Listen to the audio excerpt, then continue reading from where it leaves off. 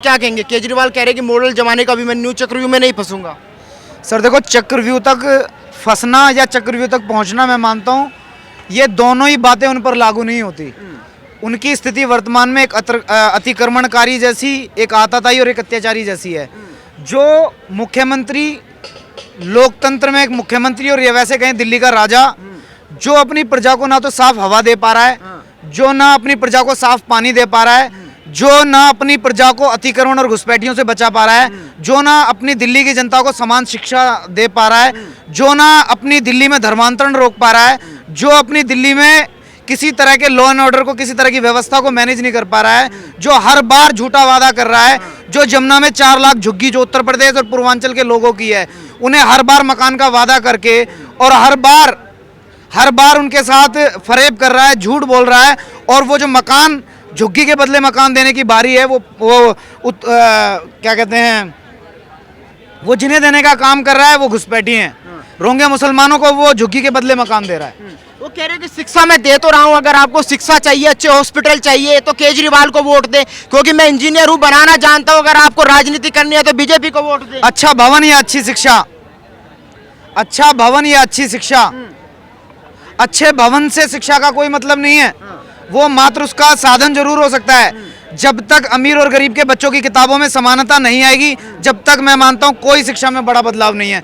आपको यदि शिक्षा से इतनी बड़ी क्रांति आप लोग कर रहे हैं, आप चाहते हैं कि दिल्ली की जनता में कहा कि बच्चों में जो शिक्षा का भेदभाव वो समाप्त हो, तो आपको समान शिक्षा लागू करनी होगी। सर, दिल्ली के लोग तो बड़ी तारीफ करते हैं, केजरीवाल भी कहते हैं गुजरात में जाके कि जज का बच्चा भी वहीं बैठ के पढ़ रहा है, रिक्शा वाले का बच्चा भी उसी स्कूल में पढ़ रहा है। किताबें अलग अलग हैं या नहीं है?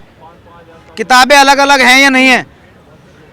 केजरीवाल जी इस बात को आकर बताएं कि दिल्ली के हर स्कूल में किताबें अलग अलग हैं या नहीं है? जो कॉन्वेंट के स्कूल के बच्चे किताबें पढ़ रहे हैं, क्या वो गवर्नमेंट स्कूल के बच्चे पढ़ रहे हैं?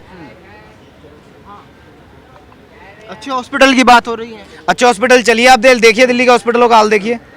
चलिए आप, अगर आपका 5 घंटे से पहले पर्ची बनाने में नंबर आ जाए तो जो आप बोले वो मैं करने के लिए तैयार हूं। बिजली मिल रहा है, फ्री पानी मिल रहा है। फ्री बिजली किसे मिल रही है? किसे मिल रही है फ्री बिजली? आप काउंट करके बताइए। फ्री बिजली बताइए ना। फ्री बिजली में धर्मांतरण करा देंगे अपना। जनता को मिल रहे हैं, हम ग्राउंड पे जा रहे हैं, लोग तो बड़ा खुश हैं। मैं ये कह रहा हूँ 10-10 हजार लोगों का इनके कैबिनेट मंत्री धर्मांतरण करा रहे हैं। फ्री बिजली, 200 रुपए की बिजली में अपना धर्म बेच दें क्या? ये लोगों को भ्रमित कर रहे हैं। और ये मिस्टर यू टर्न है। आप फ्री बिजली का क्या करेंगे? आप बिजली के बिना जीवित रह सकते हैं, लेकिन श्वास के बिना जीवित नहीं रह सकते। आप पानी के बिना जीवित नहीं रह सकते। आप जाकर देखिए यमुना का हाल, जिसका पानी पूरी दिल्ली पी रही है। आप दिल्ली का एयर पॉल्यूशन चेक कीजिए, एयर की क्वालिटी का इंडेक्स चेक कीजिए, आपको पता लग जाएगा। तो कहते हैं इसके जिम्मेदार तो मोदी जी है, पहले केंद्र सरकार को आगे आना पड़ेगा। सुनो, केंद्र सरकार को आगे आना पड़ेगा। वो कुछ भी बोल सकते हैं।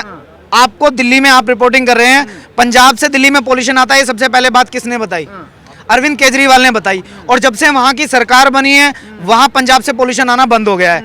और आपकी जानकारी के लिए मैं बता दूं, वो इतना घटिया, इतनी नीच मानसिकता का व्यक्ति है। वो ये कहता है कि हैदराबाद में भी पॉल्यूशन है, जींद में भी पॉल्यूशन है, उत्तर प्रदेश में भी पॉल्यूशन है, रोहतक में भी पॉल्यूशन है, सोनीपत में भी पॉल्यूशन है, पानीपत में भी है, बागपत में भी है, नोएडा में भी है, ग्रेटर नोएडा में भी है, पश्चिमी उत्तर प्रदेश में भी है, फलानी जगह भी है, ढिमकानी जगह, इसलिए दिल्ली में भी पॉल्यूशन है। तो हर जगह भाजपा की सरकार है, इसलिए यहाँ भी भाजपा की सरकार हो, तू गद्दी छोड़ और जा। बेसिक नीड है, श्वास लेना व्यक्ति की बेसिक नीड है। एक पल भी बिना सांस लिए आप नहीं रह सकते। और हमारा क्या कसूर है कि हम जहरीली हवा में सांस लेंगे? हमारा क्या कसूर है कि हम जहरीला पानी पिएंगे? तो आप लोगों ने 3 बार मुख्यमंत्री बना दिया, पूछ रहे कि हमारा कसूर क्या है? भ्रामक प्रचार, भ्रामक प्रचार, मात्र और मात्र भ्रामक प्रचार। दिल्ली की जनता जाग चुकी है और इस इलेक्शन में उन्हें इस बात का बहुत जल्दी जवाब मिलेगा। क्या जाग चुकी है? पहले दिल्ली में सरकार थी, फिर पंजाब में सरकार बन गई, अब गुजरात में सरकार बनाएंगे, फिर कह रहे नरेंद्र मोदी को हटाएंगे। ठग है, ठग। एक बार सबको ठगेगा। काट की आंडी एक बार ही तो चढ़ती है, एक बार तो सब ठगे जाएंगे। दिल्ली की जनता जाग चुकी है। ये जो धर्मांतरण का कुकृत्य इनके कैबिनेट मंत्री ने किया और ये जो इस्तीफे का इन्होंने ढोंग किया, पूरी दिल्ली जागरूक है। सारे हिंदूवादी देखो, सारे रोड पर हैं। हम खुलेआम इस बात का प्रचार करेंगे, धर्मांतरण हिंदुओं का हम होने नहीं देंगे। केजरीवाल या धर्म, उनमें से एक चुनना होगा आपको। तो वो भी तो कह रहे हैं मैं भी तो हिंदू हूँ, हनुमान मंदिर भी जाते हैं, गणेश लक्ष्मी की फोटो लगवाने की उनकी नानी ने एक बात कही थी ना कि वो, उनकी नानी मतलब इस बात के पक्ष में नहीं है कि वहाँ राम मंदिर बने। वो मौसमी हिंदू हैं और ऐसे मौसमी हिंदू आते रहते हैं, जाते रहते हैं। ऐसा मौसमी हिंदू तो नेहरू भी था। जब गोहत्या बंदी का बिल संसद में आया तो नेहरू ने कहा था कि मैं इसका विरोध करने वाला सबसे पहला व्यक्ति हूँ, राज्य की सरकारें इसके ऊपर ध्यान ना दें। ऐसे राजनीतिक हिंदू इस देश में बहुत सारे हैं। ऐसी राजनीतिक हिंदू इंदिरा गांधी भी थी जिसने पंडित जयप्रकाश नारायण के पत्र का जवाब देना भी उचित नहीं समझा था, जिसने कृपात्री महाराज जी की पूरी जो पूरा उनके आंदोलन की टीम थी उसके ऊपर लाठीचार्ज करा दिया था, गोलियां चला दी थी। ऐसे राजनीतिक हिंदुओं की भारत में कमी नहीं है। मौसम के हिसाब से वो हिंदू हैं और मौसम के हिसाब से वो हिंदू नहीं है। अच्छा, आपको नहीं लगता केजरीवाल ने काम किया? जिस तरीके से केजरीवाल कहते हैं कि अगर भाई नरेंद्र मोदी जी को सीखना है तो मुझसे सीखे। हाँ। बोर्ड लगे हैं, सिर्फ बोर्ड लगे हैं ना, जीर्णोद्धार हुआ है। किसी भी चीज के ऊपर आप व्हाइट वॉश कीजिए, सफेदी कीजिए और ऊपर बोर्ड लगा दीजिए और उसका उद्घाटन कर दीजिए कि इसका उद्घाटन माननीय मुख्यमंत्री जी ने किया है। निर्माण की बात कीजिए, दिल्ली में पॉल्यूशन की बात कीजिए, और भवन है, भवन रखा रह जाएगा। लोग तड़प तड़प कर मर रहे हैं, लोगों को हार्ट अटैक आ रहा है, लोग गंदा पानी पीने पे मजबूर हैं, गंदी हवा में सांस लेने पे मजबूर हैं। आप मुद्दे से भटकिए मत, मैं भी मुद्दे से नहीं भटक रहा। आप बेसिक नीड के ऊपर बात करो, आप हवा और पानी के ऊपर बात करो, जो परमपिता परमात्मा ने सृष्टि के आरंभ से मुफ्त में दी है और स्वच्छ दी है। आप भ्रष्टाचार कर रहे हैं और आपके भ्रष्टाचार के कारण ही ये जो एयर है ये पोल्यूटेड है। वो कहते हैं मैं तो कट्टर ईमानदार हूँ, मोदी जी काम नहीं करने देते, कभी सीबीआई भेज देते, कभी ईडी भेज देते। मैं कह रहा हूँ मोदी जी ने कोई ऐसी फैक्ट्री खोल रखी हो दिल्ली के अंदर जो इतना पोल्यूशन फैला रही हो। देखो सर, आपको ना मुद्दे से नहीं भटकना। ये 2017 में लैंड पूलिंग की एक योजना लेकर आए। वो क्यों लेकर आए? जब दिल्ली यमुना के अंदर से जरूरत से ज्यादा पहले ही पानी ले रही है, आप 70 लाख फ्लैट यहाँ नए बना रहे हैं, उसमें 1.5 करोड़ के आसपास नए लोग बसेंगे, तो वो जमुना से और ज्यादा पानी का दोहन करेंगे, और ज्यादा पानी का दोहन करेंगे तो और ज्यादा गंदा पानी निकलेगा। तो आप क्या चाहते हैं, दिल्ली से लेकर श्री कृष्ण की नगरी तक यमुना की जगह नाला जाए? तो जिस तरीके से वो 2024 में आप यहाँ की पब्लिक जो दिल्ली के वासी हैं उन्हें हैंडल नहीं कर पा रहे हैं। आपकी सरकार फेल हो गई है। आपको यहाँ चुनाव लड़ने का कोई राइट नहीं है, ना आप हवा पानी दे पा रहे हैं। आपने कहा था यमुना के जो तट सौंदर्यीकरण का आप काम करेंगे, आप उसमें भी फेल हो गए। आपने 2014 में कहा था कि आप यमुना को नहाने लायक बना देंगे, आप उसमें फेल हो गए। फिर आप 2020 में 21 में ये बात कह रहे हैं कि पर्यावरण के मतलब ग्लोबल वार्मिंग के कारण या पर्यावरण में कुछ चेंजेस के कारण अब यमुना नदी कभी भी नहाने योग्य हो ही नहीं पाएगी। आपने सरेंडर कर दिया। जैसे आपने यमुना के टॉपिक के ऊपर सरेंडर कर दिया, आप ऐसे अपनी सरकार को सरेंडर करो और कहीं और स्टेट के लोगों को जाकर पागल बनाओ। दिल्ली की जनता जाग चुकी है। यहाँ पर खुलेआम हम धर्मांतरण बर्दाश्त नहीं करेंगे, गंदी हवा बर्दाश्त नहीं करेंगे, गंदा पानी बर्दाश्त नहीं करेंगे, किसी तरह का भ्रष्टाचार हम बर्दाश्त नहीं करेंगे। और इन सब कामों में इनके मंत्री, इनके विधायक खुलेआम लिप्त हैं। अच्छा, एक बात मैं आपसे जानना चाहूंगा, लोगों की जुबान पे जो बात है सबसे ज्यादा रटी हुई है, हम भी जाते हैं तो लोग कहते हैं कि भाई शिक्षा देख लो, स्वास्थ्य देख लो। कौन सा शिक्षा स्वास्थ्य की बात? दिक्कत कहाँ है? देख लो ना चल के एक बार। जो दिल्ली के पूंजीपति के बच्चे किताब पढ़ रहे हैं, क्या रिक्शे वाले का बच्चा वो पढ़ रहा है? दिल्ली में 360 गांव हैं, 360 गांव के बच्चों के लोग वो किताब पढ़ रहे हैं? क्या दिल्ली के कॉलोनी वासी जो अनाधिकृत कॉलोनी है, जितनी कच्ची कॉलोनी है, उनके बच्चों को वो किताबें पढ़ाई जा रही हैं जो पूंजीपतियों के बच्चे पढ़ रहे हैं? जो जिनके जो 70 विधायक हैं, इन विधायकों के परिवार के बच्चे जिन स्कूलों में पढ़ रहे हैं, उन्हें जो किताबें पढ़ाई जा रही हैं, कि दिल्ली के अंतिम व्यक्ति के बच्चों को वो किताबें पढ़ाई जा रही हैं? भाई, अगर जब तक वो किताबें नहीं पढ़ाई जाएंगी, शिक्षा सवाल पैदा करती है, और नेताजी चाहते ही नहीं कि सवाल खड़ा हो। न्यूयॉर्क टाइम्स में फोटो छपती है, फोटो आप छपवा लो, पैसे दो आप छपवा लो। दिल्ली की जनता के विकास का जो पैसा था, सबके सारा पैसा फोटो छपवाने पर खर्च हुआ, इनके चुनावों के पर्यटन के ऊपर खर्च हुआ। दिल्ली की जनता का जो पैसा है, दिल्ली बेहाल क्यों है? आप एक काम करो, मेरी सारी बातें झूठी हैं। आप एयर क्वालिटी का इंडेक्स अभी के अभी इंटरनेट पे खोलो और बताओ जहां हम खड़े हैं यहाँ की एयर की जो क्वालिटी है वो क्वालिटी क्या है? Very poor. आप देख लो आदर्श नगर की, वेरी पुअर। आप देख लो कनॉट प्लेस की, वेरी पुअर। लक्ष्मी नगर की, वेरी पुअर। भवाना की, वेरी पुअर। आप चलो Mundka, very poor. South Delhi में वेरी पुअर। आप नॉर्थ ईस्ट में आ जाओ, ईस्ट में आ जाओ, बुराड़ी आ जाओ, जहां भी लेकर चलोगे वेरी पुअर। अब नया नारा लेके आए हैं कि एमसीडी में सरकार बनाओ, कूड़े के ढेर को हटाना है, दिल्ली को चमकाना। मेरी बात सुनो, नारा बनाने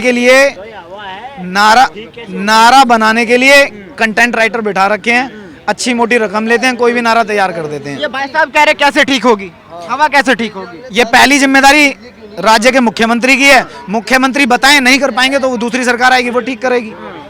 लग रहा है 2024 में मोदी को टक्कर देंगे, जिस तरीके से कह रहे हैं कि मोदी की नींद उड़ी हुई है। देखो मेरी बात सुनो, ये टक्कर देंगे या नहीं देंगे, इस बात को आप मुद्दा ही ना बनाओ। आप इसके ऊपर बात करो कि दिल्ली की हवा वो कब तक शुद्ध करके देंगे, दिल्ली वालों को कब वो शुद्ध पानी उपलब्ध कराएंगे। बेसिक नीड के ऊपर बात करो ना। आज जहरीला पानी पी के और जनता बीमार होती है। क्या दिल्ली के अस्पतालों में जगह है वायु प्रदूषण से बीमार होने वाले लोगों के लिए?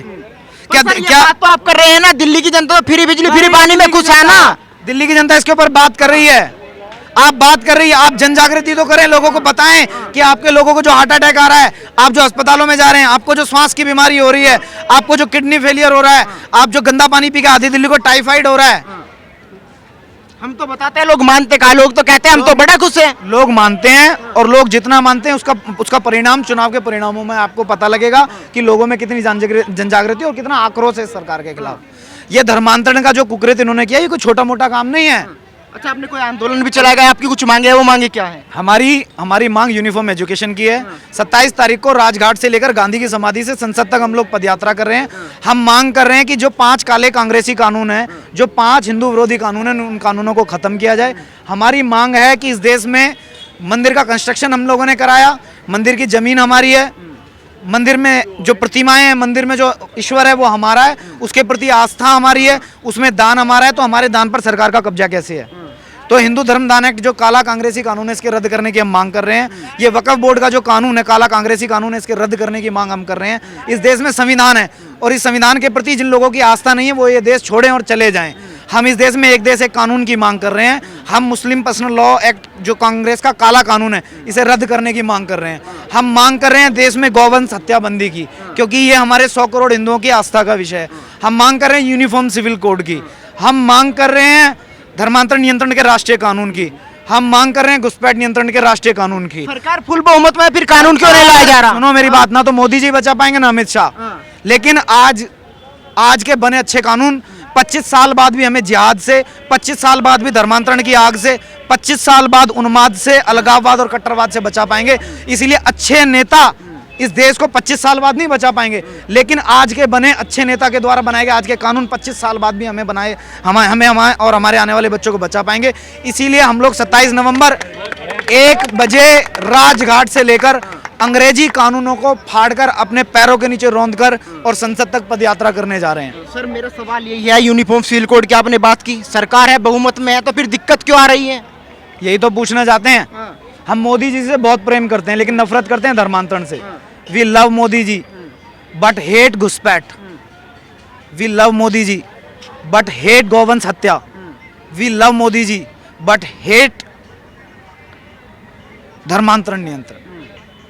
हम मोदी जी से बहुत प्रेम करते हैं, और डॉक्टर कितना भी बढ़िया हो, लेकिन दवाई घटिया तो पेशेंट मर जाएगा।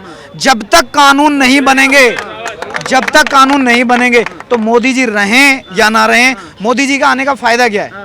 2014 से वो काले कांग्रेसी कानून आज तक भी कंटिन्यू चल रहे हैं। क्यों चल रहे हैं भाई? क्यों चल रहे हैं? मोदी जी के आने का लाभ क्या? देश योजनाओं से चलता है, मोदी जी से नहीं चलता।